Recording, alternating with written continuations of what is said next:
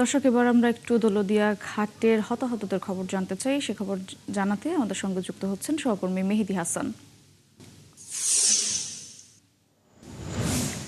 মেহেদী, আপনি তো হাসপাতালে খবর রাখছিলেন।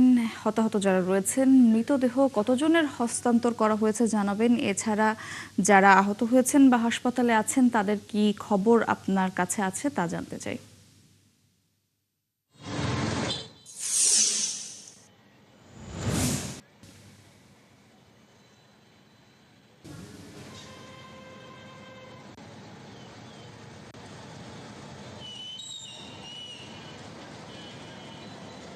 মৌটুসী, আমি আপনাকে আসলে শেষের প্রশ্নের উত্তরটি আসলে আগে দিতে চাই। যারা আহত যারা ছিল রাজবাড়ী সদর হাসপাতালে 5 জন চিকিৎসা নিচ্ছিল, তারা কিন্তু আজকে সকালে আমরা দেখেছি 9টার সময় তারা হাসপাতাল থেকে নিজ নিজ বাড়িতে ফিরে গেছে। এছাড়াও এই যে দুর্ঘটনা, বাস ডুবির ঘটনায় সবশেষ খবর পাওয়া পর্যন্ত 26 জনের মরদেহ উদ্ধার করা হয়েছে। এরই মধ্যে 23 জনের মরদেহ কিন্তু পরিবারের কাছে হস্তান্তর করা হয়েছে। আমরা সকালে দেখেছি 22 জনের মরদেহ হস্তান্তর হয়েছে।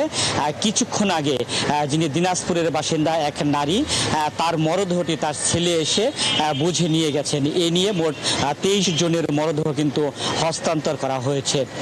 রাজবাড়ী জেলা প্রশাসকের সাথে আমার কিছুক্ষণ আগেও কথা হয়েছে। তিনি আমাকে জানিয়েছেন এই নৌ দুর্ঘটনায়, এই দৌলতদিয়া ঘাটে বাস দুর্ঘটনায় যে হতাহত যারা হয়েছে তাদের প্রত্যেককেই সরকারিভাবে, সরকারের নিয়মে তারা কিন্তু সহযোগিতা করবেন।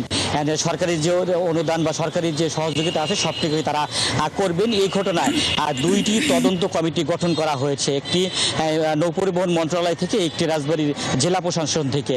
3 কার্য দিবসের মধ্যে তাদেরকে প্রতিবেদন দিতে বলা হয়েছে। মৌটুসী, আমি আপনাকে আরও একটি বিষয় জানিয়ে রাখতে চাই। যারা নিহত হয়েছে, নিহতদের বেশিরভাগের বাড়ি কিন্তু রাজবাড়ীতে। আমাদের কাছে যে খবর রয়েছে, নিহতদের মধ্যে 18 জনের বাড়ি রাজবাড়ী জেলায়, এবং এছাড়াও কিন্তু দিনাজপুরের একজন রয়েছে, ঝিনাইদহের একজন রয়েছে, কুষ্টিয়া জেলার 4 জন রয়েছে, আশুলিয়ার 1 জন রয়েছে। আমরা কিছুক্ষণ আগে রাজবাড়ীর একই পরিবারের 3 জন সদস্য নিহত হয়েছে। এমন একটি পরিবার থেকে আমরা ঘুরে এসেছি। আমরা সেখানে দেখেছি স্বজন হারানোর যে বেদনা, স্বজন হারানোর যে আহাজারি, সেটিতে কিন্তু এই এলাকার বাতাস ভারী হয়ে উঠেছে। স্বজনেরা বারবারই বলছে যে আর কত সড়কে প্রাণ হারাবে, নৌপথে প্রাণ হারাবে। সকলেই একটি নিরাপদ সড়ক, নিরাপদ নৌপথ তারা কিন্তু দাবি করেছেন, এবং এই ঘটনার তদন্ত সাপেক্ষে সুষ্ঠু বিচার কিন্তু সকলেই দাবি জানিয়েছেন। মৌটুসী, ধন্যবাদ মেহেদী আপনাকে। দর্শক, রাজবাড়ী থেকে যুক্ত ছিলেন সহকর্মী মেহেদী হাসান।